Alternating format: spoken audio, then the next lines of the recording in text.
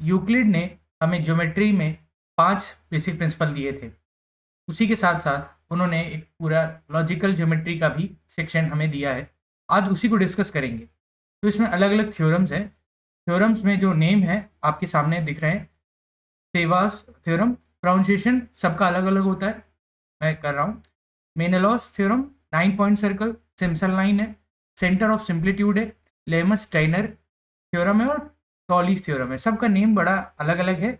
आपने different different questions किए हैं अपने एकेडमिक लाइफ में, तो उसमें ये क्वेश्चंस आपको मिलते होंगे बट नॉट डायरेक्टली, क्योंकि ये इनका यूज एप्लीकेशन ज़्यादा है ना कि नाम। बट आज इनको हम नेम से भी याद करने की कोशिश करेंगे।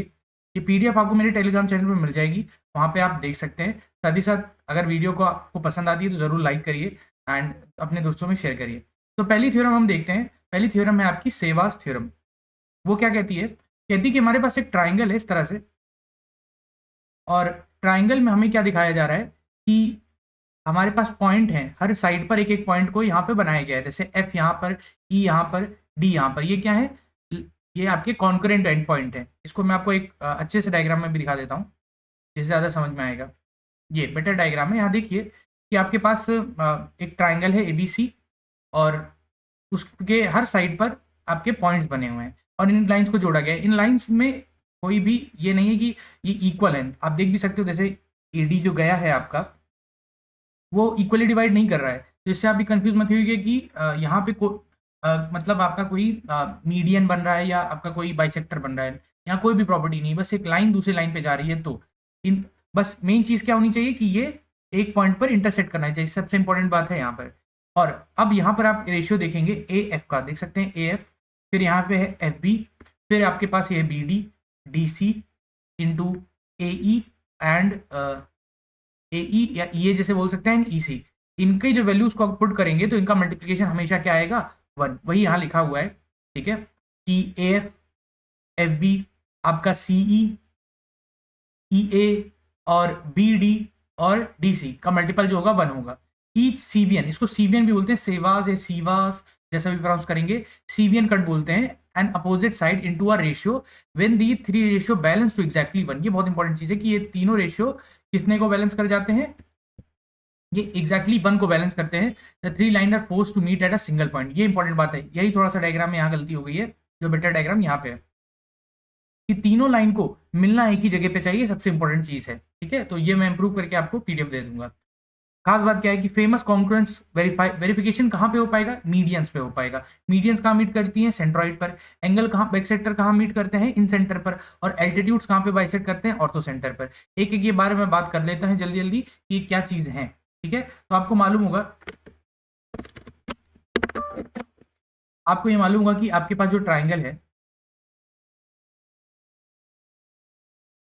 उसमें अगर हम एक लाइन जैसे ABC है, ठीक, इस ABC में अगर मैं एक ऐसी लाइन यहाँ पर डालता हूँ, मान लेते हैं ये पॉइंट D है, जो इसको इक्वल पार्ट में कर देती है, तो ये मीडियन कहलाएगी। सिमिलरली यहाँ पे जाएगी तो इसको हम E कह सकते हैं, ये भी इक्वली में डिवाइड कर रही है। और साथ ही साथ ये जब यहाँ पे जा रही है और ये पॉइंट पे क्या आ जाएगा? F, तो ये भी इक्वली डिवाइड कर रही है। तो हमारा जो बीच का पॉइंट है जहाँ पर सबका इंटरसेक्शन हुआ है, वो क्या कहलाएगा? वो आपका कहलाएगा सेंट्रॉइड। उसको क्या बोलते हैं? सेंट्रॉइड। इसी तरह अगर हमारे पास एक ट्राइंगल है ABC, ठीक है, और इसके एंगल का बाइसेक्टर हमारे पास मिलता है जैसे यहाँ और यहाँ। इसी तरह यहाँ पर भी आएगा, एक यहाँ पर एंगल बाइसेक्टर है और एक यहाँ पर एंगल बाइसेक्टर है। तो ये जो पॉइंट है आपका, इस पॉइंट को आप क्या कहते हो? इस पॉइंट को आप कहते हो incentre, what we called as incentre. और ऑर्थो सेंटर क्या होता है? जहां पर परपेंडिकुलर की बात होती है, ABC, मतलब एक परपेंडिकुलर यहाँ गया, एक परपेंडिकुलर यहाँ गया, एक परपेंडिकुलर यहाँ गया। परपेंडिकुलर मतलब 90 डिग्री वाला। ठीक है, तो ये पॉइंट आपका क्या कहलाता है? Ortho centre. तीनों क्या है? जहां पर कट हो रहा है। तो ये तीनों पॉइंट में CVN जो आपका थ्योरम है, सीवास थ्योरम है, यहाँ लगता है। ये बहुत इंपॉर्टेंट है, बेसिक है, डायरेक्ट क्वेश्चन आते हैं इस पर, इसलिए आपको ध्यान होना चाहिए। अच्छा, ये काम किसके लिए आती है? तो ये आती है Ceva's theorem is use to check concurrency. Concurrent ही नहीं, कॉन्करेंसी का अर्थ क्या है? देखिएगा, Ceva checks whether the 3 CVN pass through the same point. Concurrent line मालूम होगा ना आपको कि कॉन्करेंट का अर्थ क्या होता है? कि तीनों लाइन एक ही पॉइंट पर कट कर रही हैं, उसको बोलते हैं कॉन्करेंसी। चेक करने के लिए CVN थ्योरम का यूज किया जाता है। ये इंपॉर्टेंट चीज है। ठीक है, और देखिए क्या इन ट्राइंगल ABC BD, आपको मतलब तीन रेशियोज हैं, जैसे यहाँ पे आपको ये तीन रेशियो दिख रहे हैं, इन तीन रेशियो में से आपको दो रेशियो दिए होंगे, तीसरा पूछा जाएगा, या तो उसका रिवर्स भी पूछा जाता है कभी कभी। ओके, चलिए आगे बढ़ते हैं। वी विल बी क्विक कि हम एक एक थ्योरम को करें, जितनी भी थ्योरम है सारी हम लोग को करनी है, और जो अकॉर्डिंग टू द सिलेबस ही है, ठीक है, सिलेबस में जितनी भी थ्योरम्स है वही हम कर रहे हैं। एडवांस ज्योमेट्री में आता है, तो आपका ये सीवियन हो गया, मिलेनियस अब करेंगे, pronunciation could be different.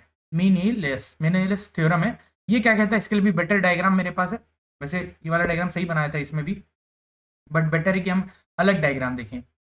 Diagram यहाँ क्या कहता है कि given point A B C triangle है एंड एल एम जो है आपका, ठीक है, N lie on a line, एक हमारे पास लाइन है और हमने ए बी को आगे प्रोड्यूस किया है एन तक, और लाइंस बी सी हर पॉइंट पे कट कर रही है, देखिए आपका B C, A C and A B पे भी तो कट है। Then L M N are collinear only, ये कोलीनियर होंगी लाइन, ये तीन जो पॉइंट है कोलीनियर कब होंगे, जब ये रेशियो ये फॉलो करेंगे, सेम रेशियो है, वही चीज है, ए एन एन बी छोटा। अब कि यहाँ पहले बड़ा से जा रहे हो, यहाँ से जैसे इसको आप समझेंगे कैसे कि यहाँ से आप इस पॉइंट पर जा रहे हो और फिर इधर जा रहे हो, इसी तरह बी एल, तो ये देखो पहले छोटे वाले पार्ट में जा रहे हो और फिर पूरा एल सी इस पे जा रहे हो, एंड देन सी एम छोटे वाले पार्ट पे जा रहे हो, और फिर एम ए इस वाले पार्ट पे जा रहे हो, ये ध्यान रखिएगा। और इसका जो मल्टीप्लीकेशन होता है इसकी वैल्यू क्या होती है, -1। Note we will use the convention N B as -bn, तो यहाँ जो एन बी है, एन बी इसको हम -bn भी कहते हैं कन्वेंशन के तौर पे, क्योंकि कभी कभी अलग अलग क्वेश्चन बनता है। अब देखो इसको यहाँ पे कैसे एक्सप्लेन किया गया, यहाँ पे डायग्राम भी सही है इसका, यहाँ आप देख सकते हैं तीनों वही लाइंस हैं, थोड़ा सा डिफरेंट है बट मेनली वही है। मैं आपको समझा दे रहा हूँ ये कहना क्या चाह रहे हैं, कह रहे हैं कि हमारे पास अगर एक ट्राइंगल ए बी सी है, ठीक है, ए बी सी ट्राइंगल है हमारे पास, तो एक पॉइंट ये और इसके एक्सटेंशन पर प्रोड्यूस होने पर जो जहाँ कट करता है, ये तीन लाइन एक ही पॉइंट पर होंगी जिसको कोलिनिटी बोलते हैं, तो इसको हम कह सकते हैं पी क्यू आर पॉइंट पे होंगी कब, जब ये रेशियो फॉलो होगा। रेशियो क्या है आपका, इस पॉइंट को अलग अलग पॉइंट को अलग अलग नाम दिया है वैसे इन्होंने, तो इन्होंने बोला है बी डी डी सी छोटा पॉइंट होगा ये, ठीक है, यहाँ डी इन्होंने बोला है इसको, तो हम डी मान के चलते हैं, बेटर है इन्हीं के अकॉर्डिंग चलें।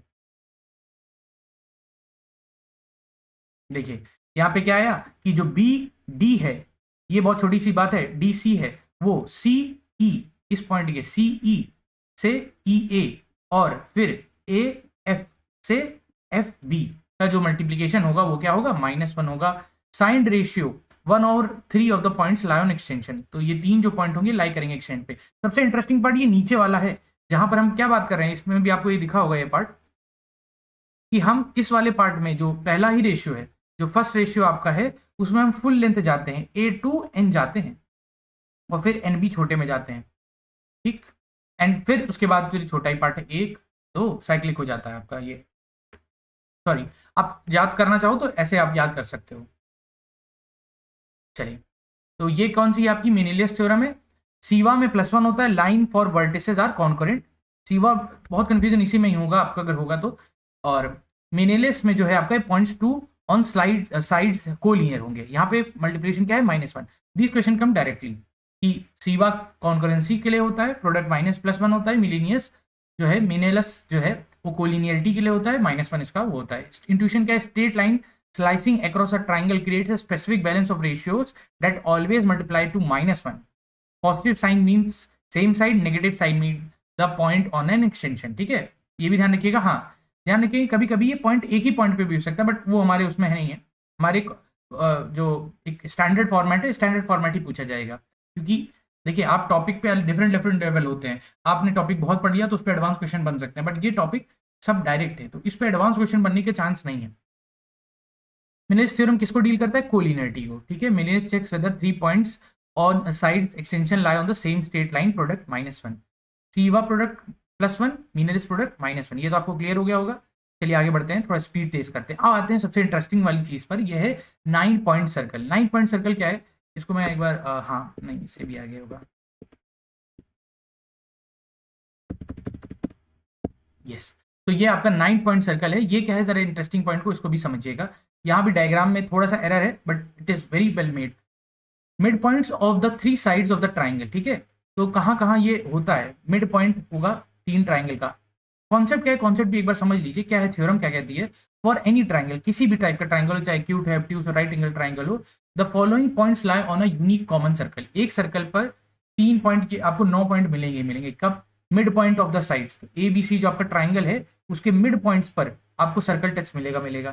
फीट ऑफ द एल्टीट्यूड, तो 90 डिग्री जहां बन रहा होगा उसके फीट पर भी वो सर्कल आपको टच करता हुआ मिलेगा, ठीक है। और मिड पॉइंट्स ऑफ जे के एल, ये बड़ा इंटरेस्टिंग है। ये तो तीन क्लियर हो जाते हैं, ये आखिरी की तीन क्लियर नहीं होते। आपका जो ऑर्थो ये है आपका ऑर्थो सेंटर है भाई, जहां पर अभी हमने बात की ना स्टार्ट में ही कि जहां सारे एल्टीट्यूड इंटरसेक्ट करते हैं वो ऑर्थो सेंटर होता है। जो सबका साइड का वर्टिस है, वर्टिस से लेकर ऑर्थो सेंटर के मिड पॉइंट पर आपका एक और पॉइंट टच होता है, तो जे एल और आपका ये के, आप देख सकते हो ये मिड पॉइंट है किसके, वर्टिस। यहाँ आपको मैं बता दिखा दे रहा हूँ ये वाली चीज कि जो, अरे वाह इसमें कितना अच्छा फिट हो गया वैसे ये। तो ये जो वर्टिस है और जो ऑर्थो सेंटर, इसके बीच में ये जो मिड पॉइंट है, ये वर्टिस, ये ऑर्थो सेंटर, ये वर्टिस, इसके मिड पॉइंट पे orthocentre, sorry orthocentre vertex के मिड पॉइंट को भी ये सर्कल टच कर रहा है। तो ये 3 पॉइंट हो गए। आई गेस ये चीज क्लियर हो गई होगी, ये 9 पॉइंट सर्कल क्या है।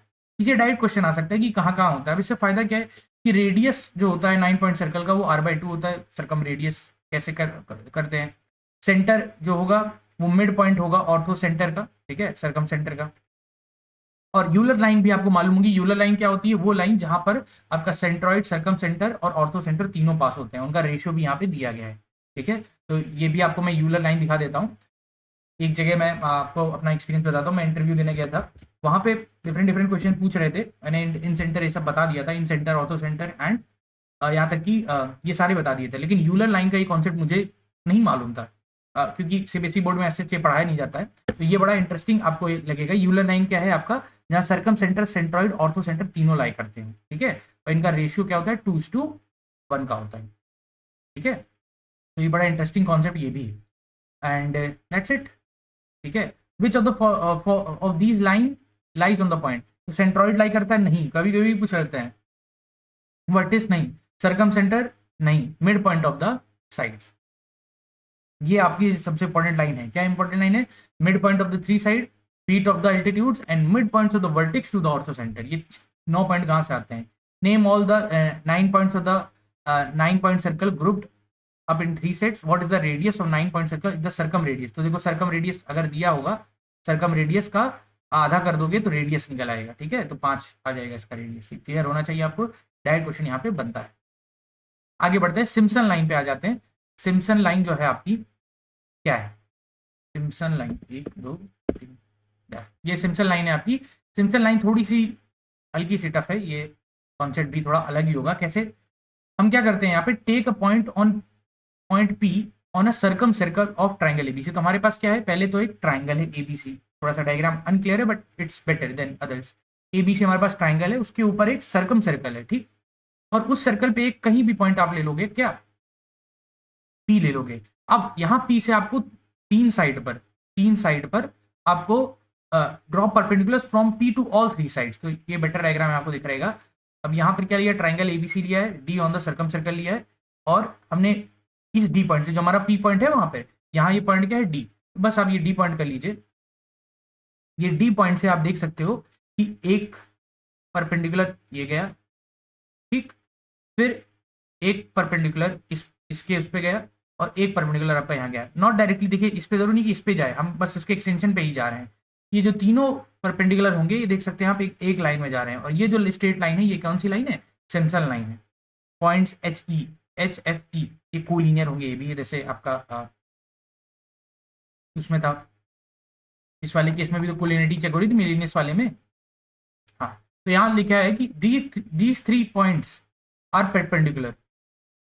अब यहाँ पे उतना परपेंडिकुलर अच्छा बन नहीं रहा है, बट आपको इमेजिन यही करना पड़ेगा कि यहाँ भी वैसे बन रहा है, इतना भी खराब नहीं है, ठीक है। एक परपेंडिकुलर ये बना, एक परपेंडिकुलर ये लगभग बना, और एक परपेंडिकुलर ये बना। वहाँ एक परपेंडिकुलर एक्सटेंशन करके किया गया, उससे कोई एरर नहीं होगा, ठीक है। ये बात आप समझिएगा। तो ये आपके पास क्या है, ये तीनों पॉइंट कोलोनियल होते हैं, ये इनको लाइन क्या बोलते हैं, सिम्पसन लाइन बोलते हैं, या तो पेडल लाइन भी बोला जाता है, ध्यान रखिएगा। अब क्या बात बोली गई कि when P moves on a circum circle. अब खास बात क्या है, इसका एक आपको बहुत अच्छा वो मिल जाएगा, क्या बोलते हैं, GIF कह सकते हैं, जिसके क्योंकि मूवमेंट अगर आपको नहीं दिखेगी तो आप कैसे ही समझ पाओगे चीज़ों को। एक मिनट,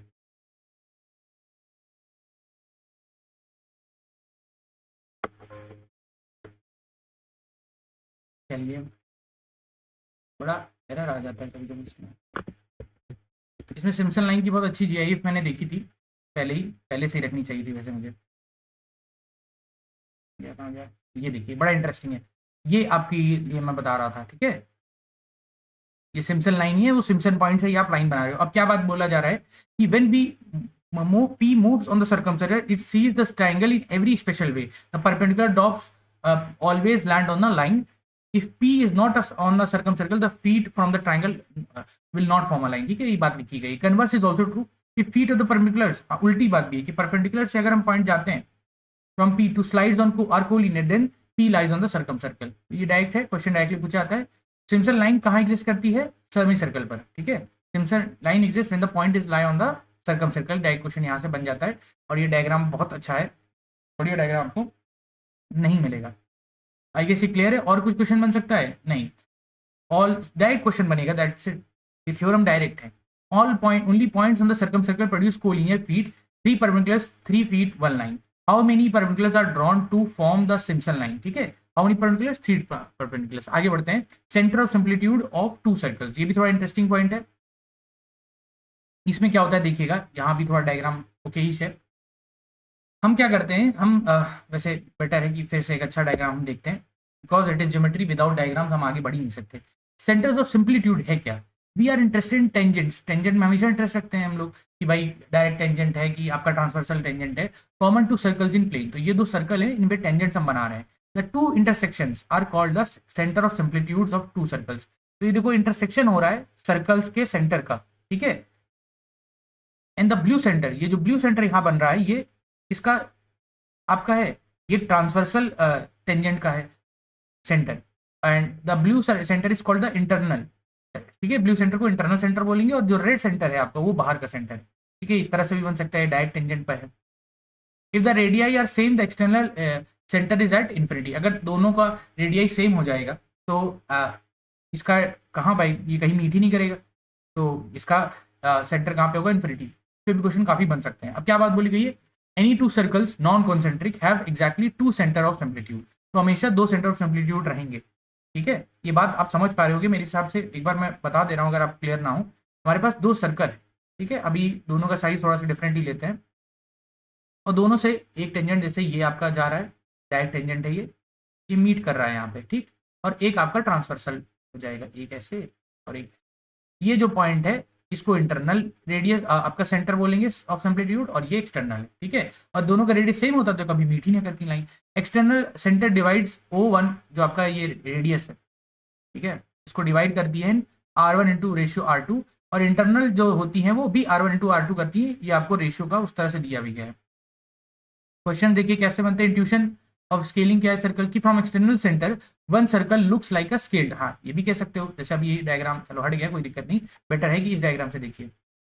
अगर मैं इस साइड से एक आई बना देता हूँ, जैसे यहाँ पे ये आई बना देता हूँ, ठीक है, और ये देख रही है सर्कल को, देखेगी भाई ये छोटा सर्कल था, ये बड़ा सर्कल था, तो ये इसका क्या है? मैग्नीफाइड वर्जन ही तो लग रहा है। वही बात यहाँ लिखी गई है कि ये कैसे पता चलेगा? स्केल्ड अप वर्जन पता चलेगा। From internal centre it's scaled mirror version. ये और इंटरनल सेंटर से क्या होगा? स्केल्ड मिरर वर्जन होगा, और एक्सटर्नल सर्कल से स्केल्ड अप वर्जन होगा। बोथ आर होमोथेस्टिस, मतलब क्या? एक ही सर्कल से हम दोनों सर्कल के बारे में कुछ बता सकते हैं। कॉमन टेंजेंट सेक्शन भी ध्यान रखिएगा। External tangent lie pass through the external centre of similitude, ठीक है। इंटरनल जो लाई करता है वो इंटरनल सेंटर पे होता है, जिसको आप ट्रांसवर्सल बोलते हैं। अब क्या बात बोली गई? Two non concentric circle have how many centre of similitude? 2, ये ध्यान रखेंगे। Always exactly 2, one external outside the both the circles, one internal between them, dividing इतना ratio. Name the 2 types of center simplitude, एक external एक internal है। Clear है I guess ये?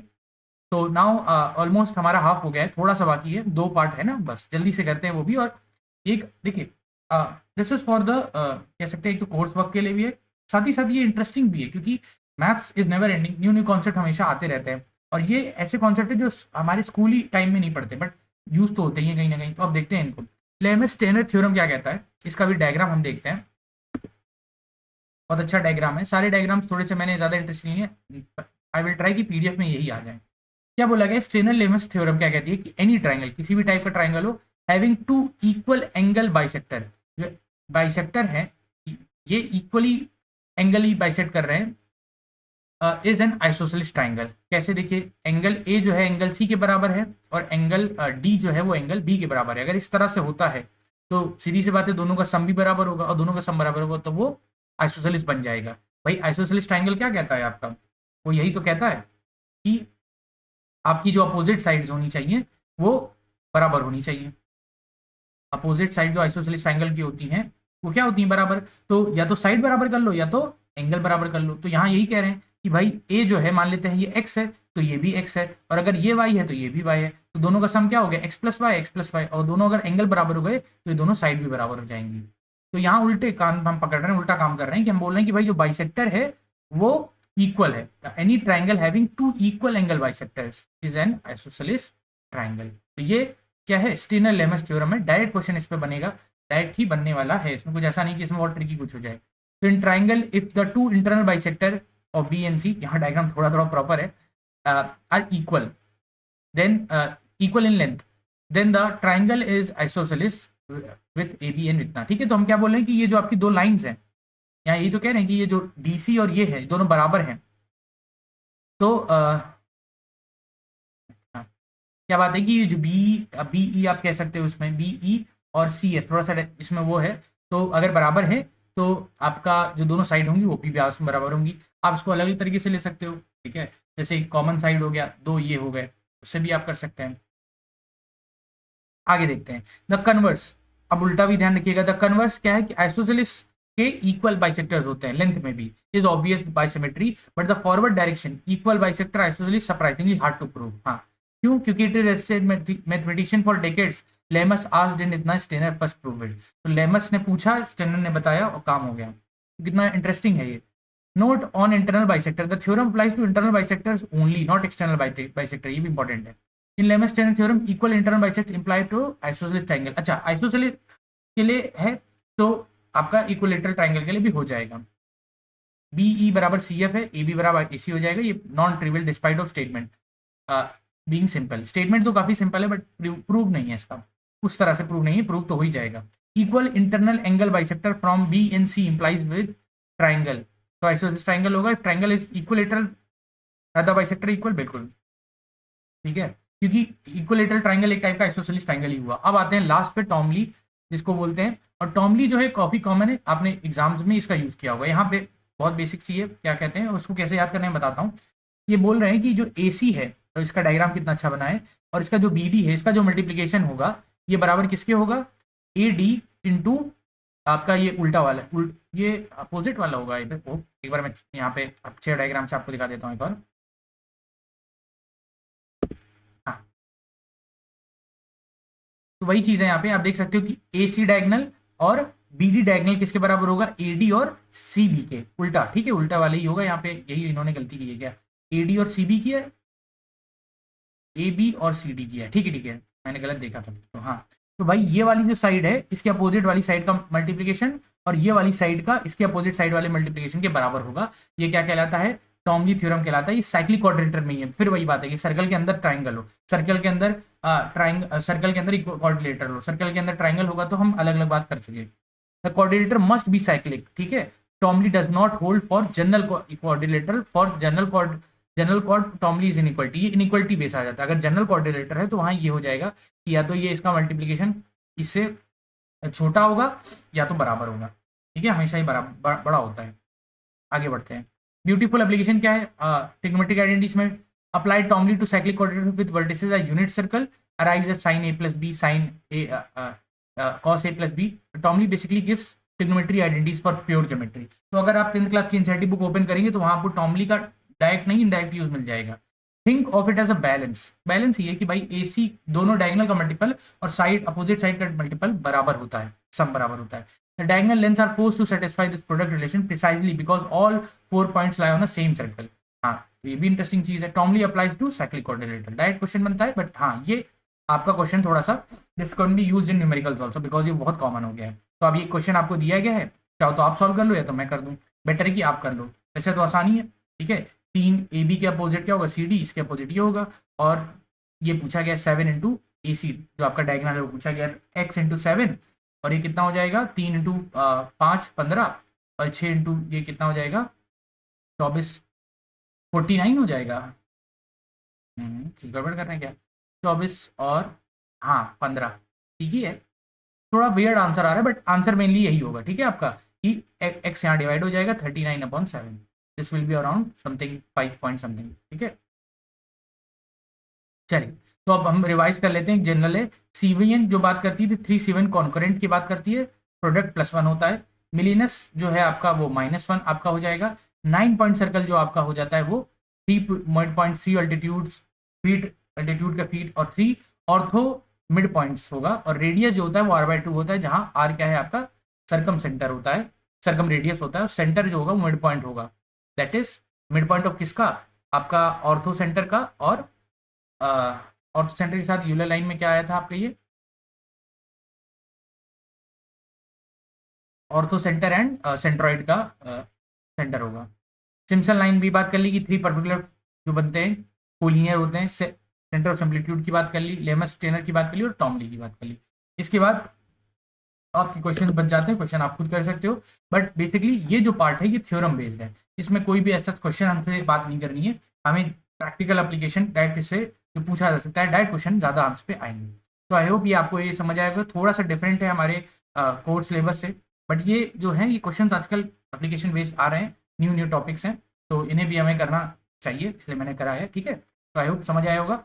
Share जरूर करिएगा, और वीडियो अगर अंत तक देखा तो बहुत अच्छा, थैंक यू, लाइक जरूर करिए।